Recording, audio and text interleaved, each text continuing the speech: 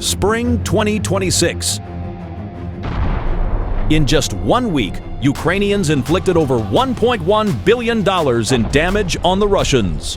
In this video, we will break down how Ukrainian drones first blinded the radars, then destroyed the air defense systems themselves, burned aviation deep behind enemy lines, and paralyzed logistics.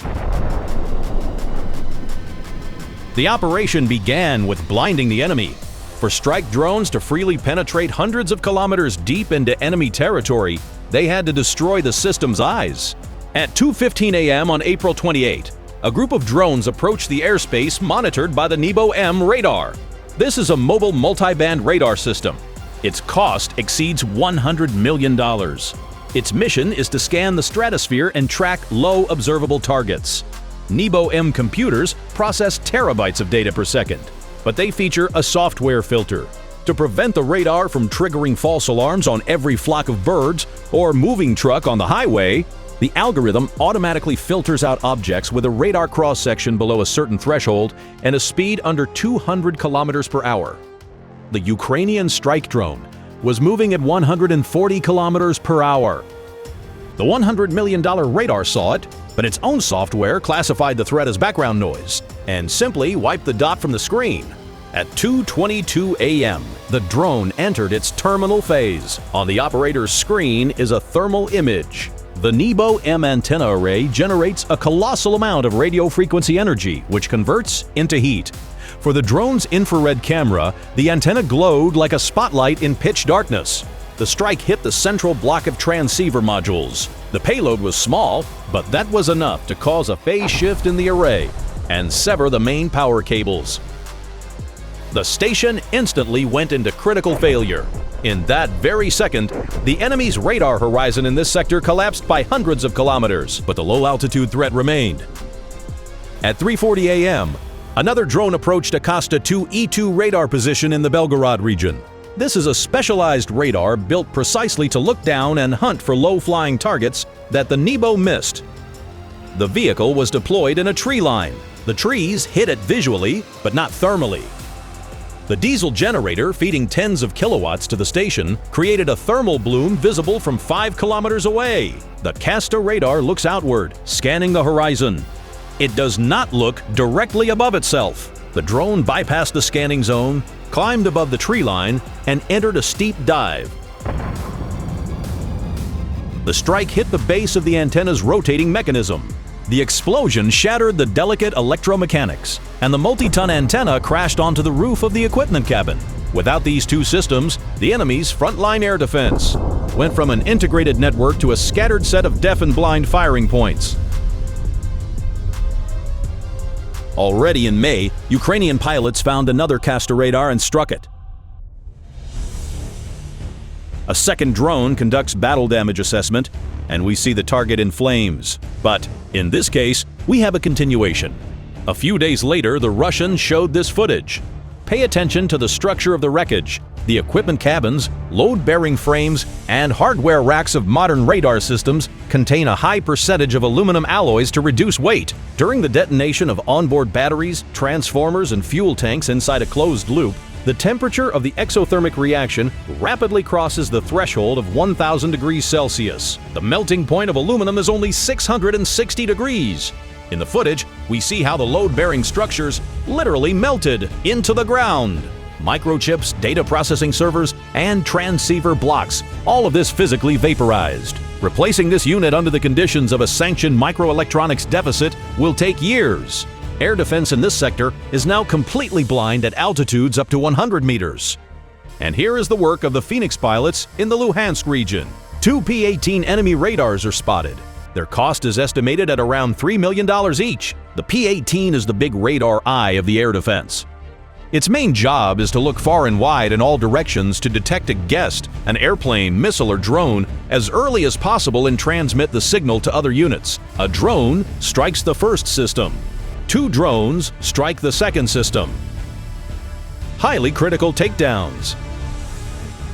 When the long-range radars are switched off, mobile surface-to-air missile systems are left one-on-one with the sky. They are forced to turn on their own targeting radars, turning them into glowing beacons for Ukrainian electronic intelligence. Donetsk region. the state-of-the-art Buk M3 SAM system. Its launcher holds 6 9M, 3 17M missiles. Inside each is a massive solid-fuel rocket charge and a 70-kilogram high-explosive fragmentation warhead. It is a flying warehouse of explosives. The Buk radar can simultaneously engage up to 36 targets. At 2:15 p.m., the operator initiated a dive on the target. Gravity accelerated the drone to 250 kilometers per hour. Impact with the launch container triggered a shaped charge that burned through the Buk missile's Kevlar casing. A process known in ballistics as sympathetic detonation occurred. The ignition of one missile instantly transferred critical pressure and temperature to the neighboring ones. What happened next was pure annihilation. The detonation energy of 6 anti-aircraft missiles is equivalent to half a ton of TNT. The pillar of fire was visible from 20 kilometers away. Zaporizhzhia region. In the crosshairs, a Tor M2 SAM system. This is a short-range air defense system. It can fire on the move and is considered one of the deadliest machines in its class. The problem with the Tor lies in its architecture. All the sensitive electronic blocks, radar data processing servers, and fire control systems are housed in the turret. And this turret has minimal roof armor. The Ukrainian drone pilot bided their time and struck when no one expected it. The strike hit exactly at the seam between the radar dome and the turret roof. The blast breached the thin metal. The copper wiring and microchips inside burned out instantly. Through the camera of the next drone, we see that one strike is enough. The target is engulfed in flames. $25 million turned into a tractor stripped of its air defense functions. Concluding this act is the Pantsir S-1 anti-aircraft missile and gun system. The vehicle is in position, but the radar is not spinning. The drone operator took advantage of this, an unobstructed approach from the rear hemisphere. A strike on the equipment compartment. A system that, on paper, intercepts cruise missiles could not fire a single shot from its rapid-fire 30mm autocannons. Luhansk region. This is a center for Russian UAV operators. For conventional artillery, this is a difficult target requiring a massive overexpenditure of shells. But the unmanned systems forces employ a tactic of penetration and multi-vector saturation. On the black and white display, we see the methodical work of an entire drone swarm. Unlike heavy aerial bombs, the drones dive selectively, striking specific spans and building roofs where thermal and signals intelligence pinpointed a concentration of computing servers, radio communications equipment, and energy storage. The use of thermobaric or combined action payloads inside the enclosed space of industrial buildings creates an effect of a sudden spike in overpressure. The concrete walls act like a piston reflecting the shockwave inward, which leads to the collapse of load-bearing structures and the total incineration of all electronics stored inside. We see colossal columns of smoke and secondary detonations. People located near this base filmed this footage. Just imagine how much explosive material was on the premises. The center that generated a technological threat has been annihilated. Blinding the air defenses opened up corridors to the east. April 2026. A jump airfield in the Voronezh region. Distance from the front line over 120 kilometers. This zone was considered the operational rear, where helicopter units could refuel and undergo maintenance out in the open. On the drone's display, an Mi-17 is locked in. A transport and assault platform.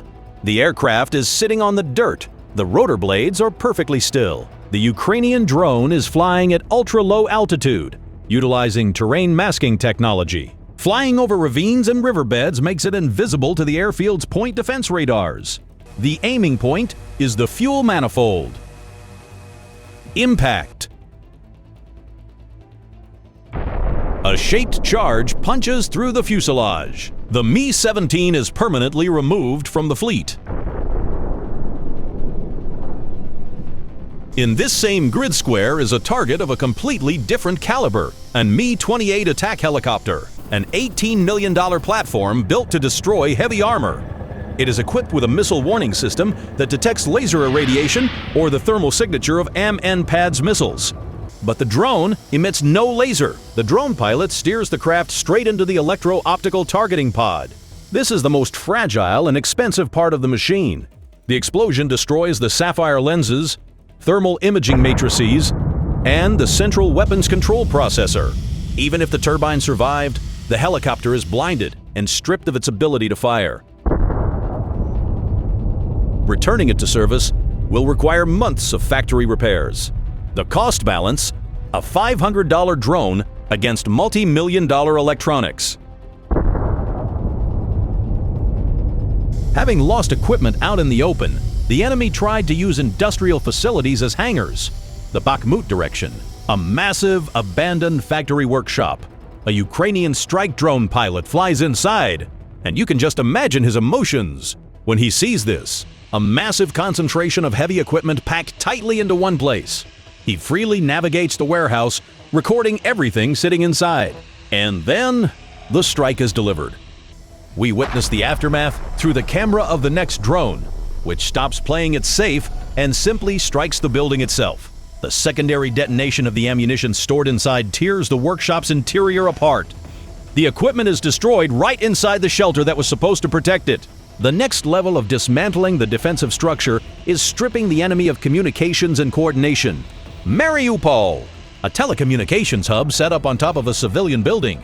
Encrypted communication antennas and tactical relays are mounted on the roof. The pilots do not need to destroy the entire building. One precise kinetic strike at the base of the relay mounting mast. The antennas fall. The cables are severed. The network goes down. For several hours, enemy headquarters cannot exchange digital data, and their artillery receives no targeting intel. In a war where every minute counts, losing communications means the paralysis of an entire frontline sector. Crimea, April 28. Mount Ai-Petri, a strategic radio technical center. 1 kilometer above sea level sit radomes protecting the long-range early warning radars of the Black Sea Fleet. The drone, battling thin air and strong updrafts, does not fly toward the domes, but toward the technical building, the command post. The strike hits directly into the data processing center. The physical destruction of the servers instantly turns all the base's radars into meaningless architectural structures. The fleet goes blind for hundreds of miles around. Simultaneously, a strike hits an oil hub, a fuel depot in Bitumne. The attack algorithm is ruthlessly pragmatic. Blowing up massive fuel tanks is difficult.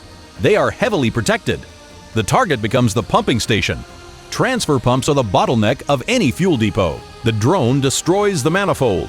The fuel is there, but pumping it into tanker trucks is impossible. And this is a material and technical supply base. Not a single tank will move, not a single howitzer will fire without the delivery of components. The first strike hits the fuel depot, causing the flames you see on the screen. The remaining strikes hit various other targets. These include vehicle garages, repair bays, and storage areas for fuels, lubricants, and equipment spare parts. The approach of the strike drones is carried out along a calculated trajectory, right over the structures. Excellent work. The costs are minimal. The result is critically important.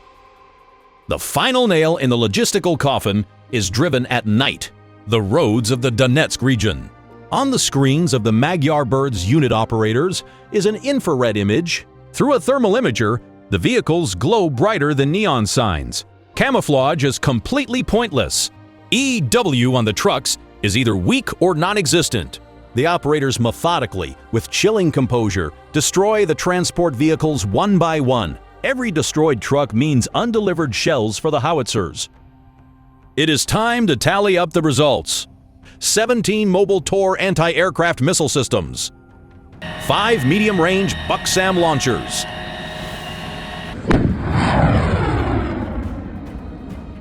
3 Pantsir S-1 gun missile systems.